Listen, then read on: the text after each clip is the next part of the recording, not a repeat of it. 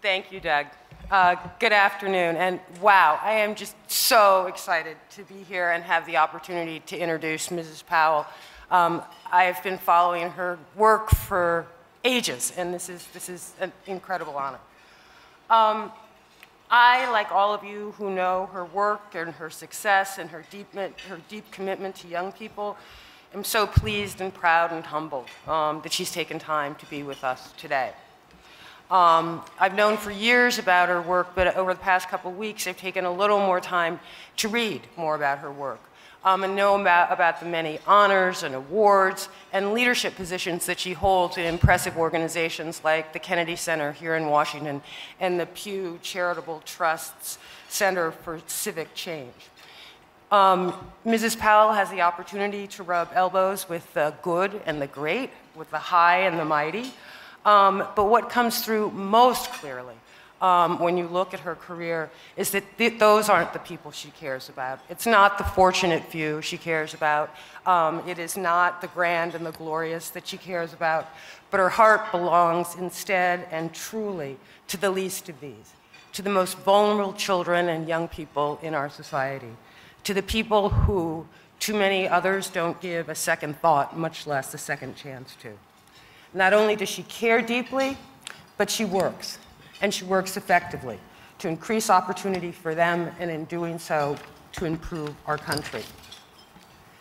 America's Promise, the organization which she chairs, was founded in 1997. At its summit declaration, which calls on all of us to serve the communities and take care of one another, the declaration was signed by Presidents Ford, Carter, Bush 1, Clinton, Mrs. Reagan on behalf of President Reagan, and subsequently by President George W. Bush and Barack Obama. It's become the nation's largest multi-sector organization focused on the well-being of young people, encompassing 380 partners from both the private and public sector. It's really quite breathtaking how in this time of polarization in our politics and in our culture, this organization has brought together a broad cross-section of people to work toward and care about what matters most. At the heart of the Alliance's work are 4 core promises. They are common sense and they are just good, and good in truly deep ways. That all children deserve caring adults, safe places, a healthy start, an effective education, and opportunities to help others. These are the kinds of everyday physical, intellectual, and emotional things that too many of us take for granted.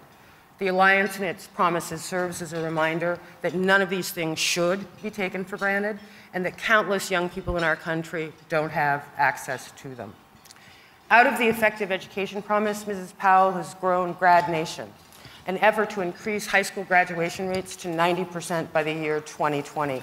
And I'm really on her side on this one because my son, with God's help, will be in the high school graduating class of 2020, so make that work.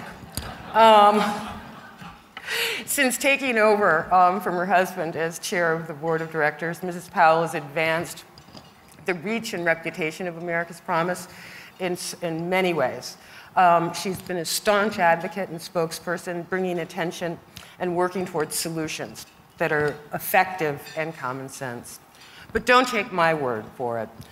It's my great pleasure to introduce to you now Ola Ojewumi, an Alliance trustee youth member who's worked with Mrs. Powell personally for years, whose commitment to the work of the organization is deep and clear, and who, I hope I don't embarrass her, broke herself out of the hospital today so that she could be with us. So Ola.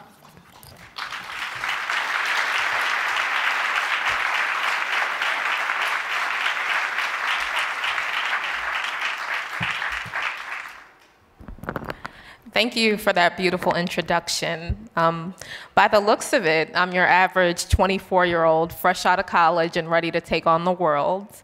But when I was born, I wasn't expected to live to see the age of 20. At age 11, I survived a life-saving heart and kidney transplant that changed the course of my life forever. It introduced lifelong disabilities and obstacles to my education, my life, and my happiness. I eventually recovered and attended a high school locally called High Point High School, better known to the community as Knife Point or Gunpoint. It housed a population of students slipping through the cracks of poverty, foster care, neglect, drug abuse, and cyclical destitution. As one of the lucky few, I survived and went on to college. The child of African immigrants and the descendant of illiterate grandparents, I went on to pursue higher education and opportunities my family could only dream of. During my freshman year of college, I saw General Colin Powell speak. He encouraged all of us students to use our college years not just to expand our minds, but to be passionate about public service and to leave the world just a little bit better than how we found it. His words never left me. They motivated me to do better for my community and to stop complaining about the state of public education. They motivated me to take active steps to change it.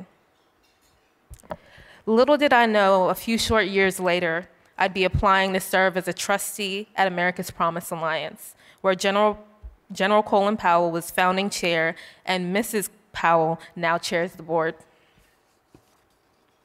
As a trustee, I've had the pleasure of seeing the Powell's vision of high school graduation for all young people begin to come to life. And I've had the ability to help create and contribute to nationwide initiatives by Alliance members that help surround young people with supportive relationships, like the ones that helped get me through school. While at America's Promise Alliance, I was inspired to expand a nonprofit I started in college called Project Ascend. We raise money for college scholarships for disabled and low-income youth living in the Washington, D.C. metropolitan area. My friends and colleagues at America's Promise Alliance helped me raise $10,000 for scholarships, and they helped me become a true champion for education by telling my story in op-eds for CNN and the Huffington Post.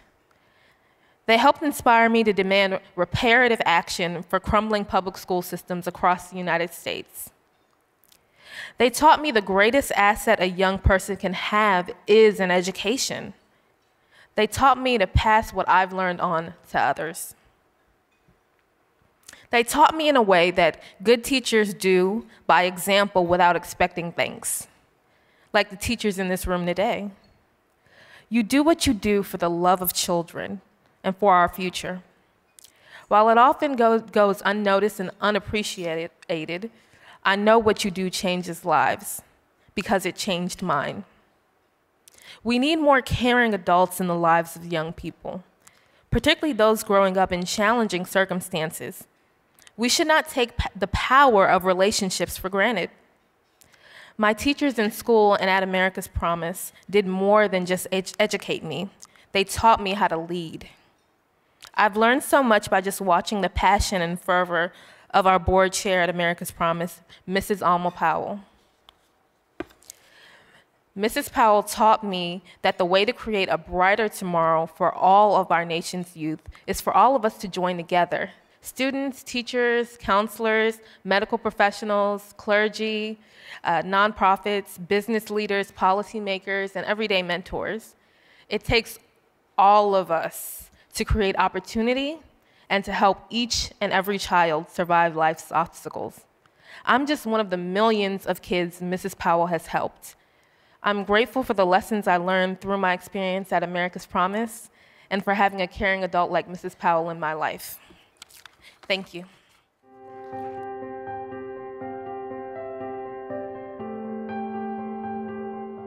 Alma Powell has led a life of service from her earliest days as a young wife and mother, serving her country alongside her husband Colin as he moved from soldier to statesman. Today, as chair of America's Promise Alliance, Alma Powell is dedicated to improving the lives of children and youth in some of our nation's most underserved communities. Good afternoon. I had always wanted America's Promise to develop a model program in the nation's capital, one where you can showcase how the 5 promises work, put all of it together and say to the rest of the country, this is how it works. 5 promises are the basis of America's Promises work, and they are a caring adult in every child's life, a healthy start, safe places to learn and grow after school, a marketable skill through an effective education, and most importantly, an opportunity to give back.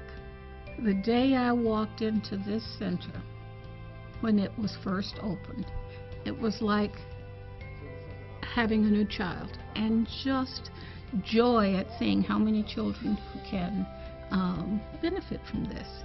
When you see the Educare Center here today, the children who are here are also supported by their parents. Parents have to be a part of children's growing up. Alma's been a major advocate for children's education, from Youth Build USA to Reach Out and Read. Reach Out and Read is a program sponsored by the American Academy of Pediatrics. Pediatricians understand how important it is for children to have stimulus early in their lives. Many doctors give away books at children's checkups and appointments, introducing them to the world of reading. Many children, particularly in this neighborhood, in many neighborhoods, have no books at all in their homes. None at all. So it is exciting when they get a book to take home.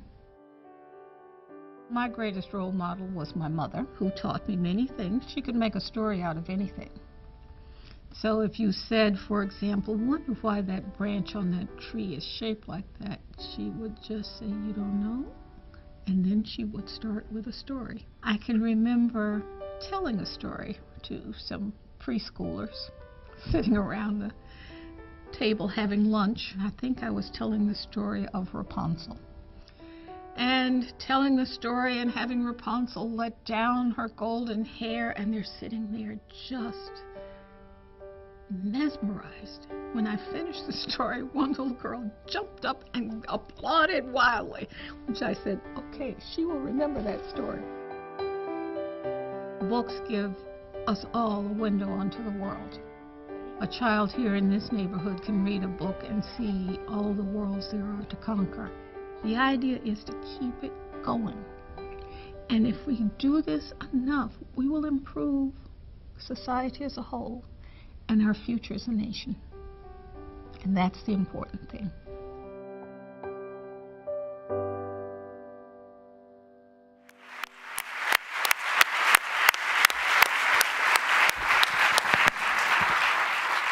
Ladies and gentlemen, please join me in welcoming the impressive and wonderful Alma Powell to the stage.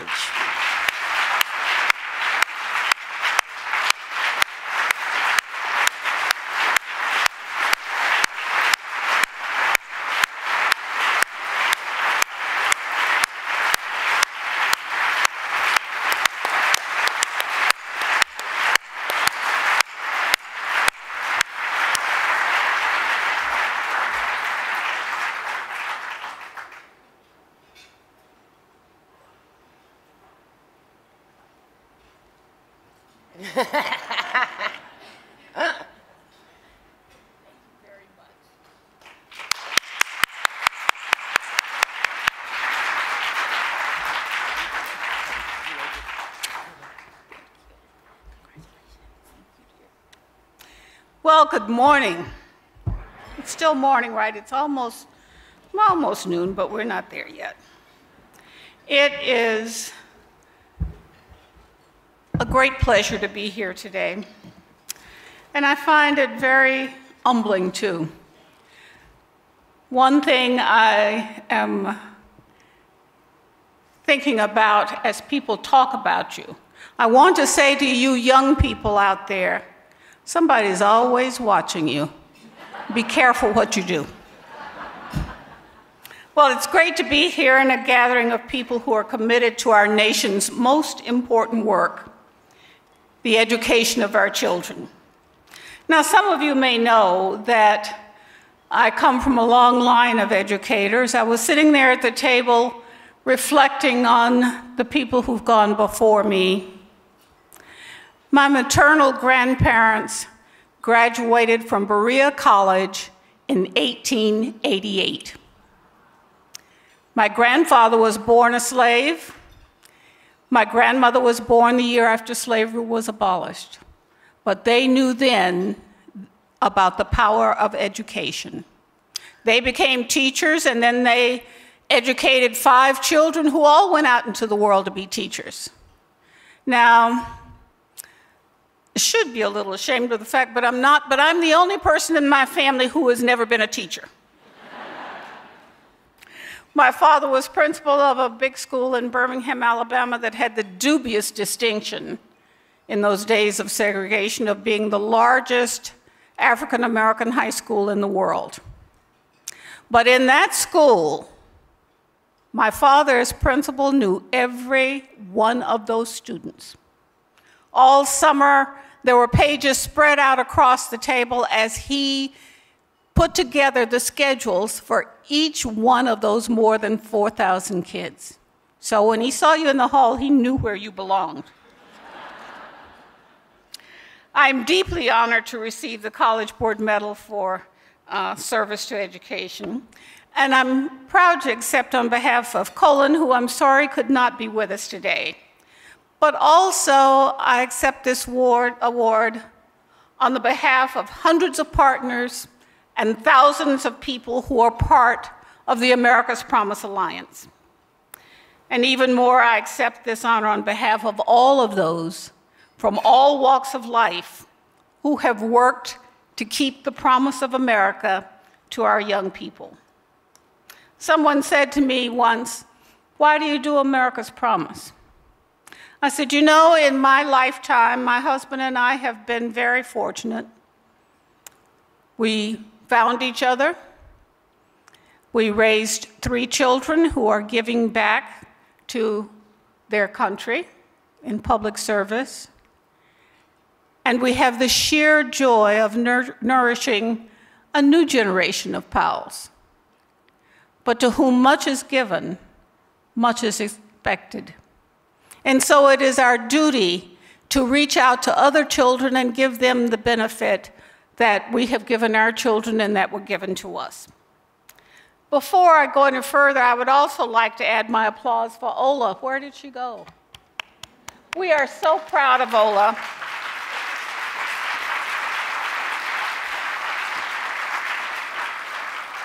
She is a remarkable young woman.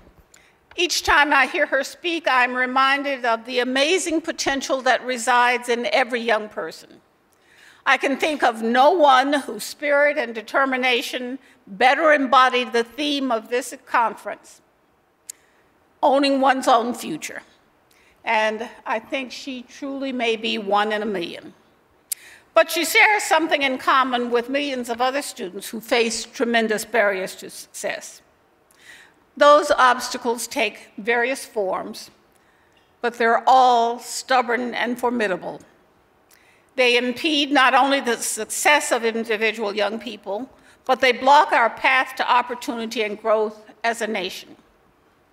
From our beginnings at a summit of America's Living Presidents, America's Promise Alliance work has placed at the center of all an insistence that every child can thrive.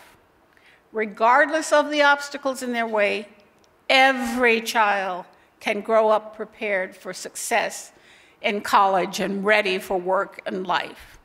Not just the strongest and the most determined, but all of our children can realize the promise that is within them. But there's an if. If all of us do our part to make that promise of America real. So how do we do that? I believe that we must first agree that all American adults share the responsibility for preparing our children to succeed. Not just parents, not just adults in school, and not just adults who are working or volunteering in youth service organizations. It takes all of us. That old saying that it takes a village is certainly a true one. It takes everybody in the community to ensure the success of the young people in our communities. In September, America's Promise released a report called Don't Quit on Me. It is the second in a series of extensively researched reports in which we sought the perspective of young people who had left school without graduating. We have to hear young people's voices. We learned, among other things, that too many high school students face too many hurdles, and they find too little help in overcoming them. Some of the obstacles to graduation relate to what happens in the classroom, but not all of it. Being suspended from school contributes to it, or feeling academically unprepared. But more than that, there are other factors involved. I was saying to someone, telling someone about the results of this study, and he said to me, well, what happens to them? Why? What happens? I said, life happens. Life happens, and life brings with it many problems, and we all need someone to share that promise. Another key finding of the report was that stable, trusting relationships with adults, particularly adults outside the family, those play a huge role in helping young people stay on track and re-engage in school. I used to work with an organization that was dedicated to character building among young girls and worked on a program to prevent teen pregnancy. Each one of the girls in the program had to go and find a mentor on their school staff, someone who would be willing to look out for them, look over them with their grades, and steer them in the right direction. In one of our videos, like you just saw, one of the young women was interviewed, and it's my favorite answer. She said, you know, it's nice to have your parents tell you things and to work with you, but sometimes you need a second opinion. So we need all of these different things in our lives. Every person in the life of a young child can make a difference and help them succeed no matter how many hurdles they face, if they have a web of supportive adult relationships. Teenagers don't often come right out with it, but the young people we spoke with were clear. They want us to be involved in our lives. Now, I suspect that these findings will come as no great surprise to many of you who work with young people all the time. You know they have dreams, and you know they have goals. You've seen some of the obstacles they face. You know what a difference even one committed adult can make. But the rest of America needs to know what you know, because it is important that they play their part. Since the beginning of America's Promise, we have called these 5 promises the building blocks that all children need. Those 5 promises: a healthy start in life, safe places to learn and grow wherever they are, an effective education that prepares them with a marketable skill. And they need opportunities to learn the value of service, of giving back. But the most important one of those promises is a caring adult in every child's life, because caring adults are what make the other promises come true. I think of these promises as the original Common Core. Whatever else young people may have as they grow up, these are the basics that should be present in every child's life. They sound very simple. They're not rocket science. And we, each of us who are parents, try to provide them for our own children. And most of us experience them when we grew up. What's remarkable to watch is how the promises change everything when children who have lived without them experience them in their lives. A number of years ago, hard to think of how many, my husband adopted a middle school in Washington right off of Georgia Avenue. And one of his staff members formed a club called the Colin Powell Leadership Club and invited young people to join. It gave them a structure, if you will. Someone who oversaw their schoolwork because they had to maintain a particular grade average to remain in the club. The people who were running the club, and we paired the club with adults at our church in McLean. And so the young woman that leads youth programs at St. John's Church is one of those who runs the Colin Powell Leadership Club. They meet once a week. And in pairing those kids up with the church, they also had to, these inner city children had the opportunity to meet children from a privileged part of town. Neither of them would ever have known of the other's existence, and they learned a lot from each other. One of the most important things I remember is a young lady from that school named Rhonda Humphreys. She was a bright and resourceful girl who soaked up every opportunity that the church family could offer. In the summertime, the church runs tutoring programs on Saturday for anybody who wants to come, and they send a bus to pick them up, and they come out and they enjoy a morning there with tutoring sessions and socialization with each other and with young people from the church. And with a scholarship from the church, Rhonda was able to enroll in the University of Virginia, where she became an honor student and a leader. She went on to earn her master's in secondary education, and she is now vice principal at Anacostia High School. She is passing on the promise to others. I expect that many of you here know somebody like Rhonda. When children like her have a critical mass of the 5 promises in their lives, the odds of success swing sharply in their favor. They prove that where you grow up is not your destiny. Poverty is not destiny. They prove what we have always believed, that we have the power to shape our own destiny. But I have to emphasize the word together, because overseeing the responsibility of seeing that our children receive this Common Core belongs to all of us. And I believe that more Americans now are waking up to that fact and accepting that obligation and taking action. I see it in communities all over this country. I see it in the Promise neighborhood over here in DC. You saw some sites from the Promise neighborhood in that video. You saw us at the Early Education Center.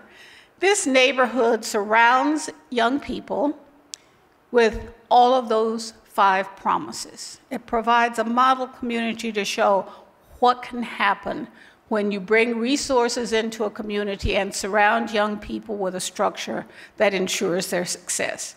It starts with infants. The EduCare Center takes infants from 6 weeks old up to 5 years old, and it's free to the members in the community. Children's Hospital brings in a van to attend to the health needs of the community. There's a dental van that comes in to do dental care for the kids. And this whole thing is built around schools that are right next to each other. An elementary school right next to EduCare, a middle school, and a high school. And then another nonprofit has built a freestanding health clinic for the rest of the community. And so the community members are engaged, and they're all working together to be sure that our children, or those children in that neighborhood, have the things that they need to grow up and be successful. And I'm optimistic that as we go along, we will continue to make progress. But we have to understand that progress is not always as fast as we would like. Too many of our children face too many obstacles.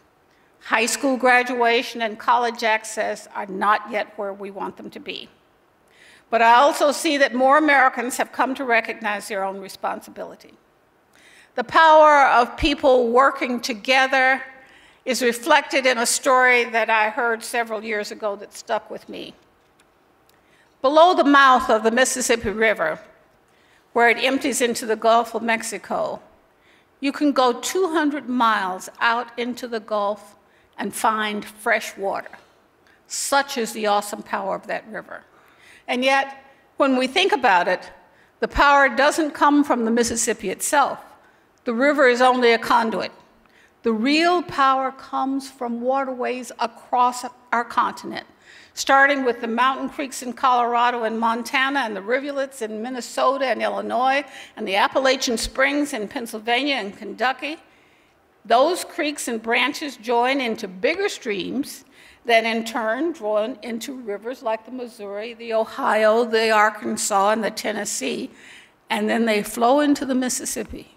And when they unite their energy into one channel, they create the kind of force that can push back an ocean. That's the power that we can summon together. And so the message that we send to Americans from all walks of life is a simple one. You don't have to be experts or hold a position of power to be leaders in our children's future. You don't even have to quit your day job. You just have to be a caring adult and always be there. I met a young woman who was a Teach for America member who was at Ballou High School. And I asked her, did you know what high school you were going to before you were assigned? And she said, no, I on purpose didn't want to know. I said, well, you must have faced great challenges. She said, yes, but I knew what my mission was, and I insisted that my students come to class on time, prepared, and be alert to what we were doing.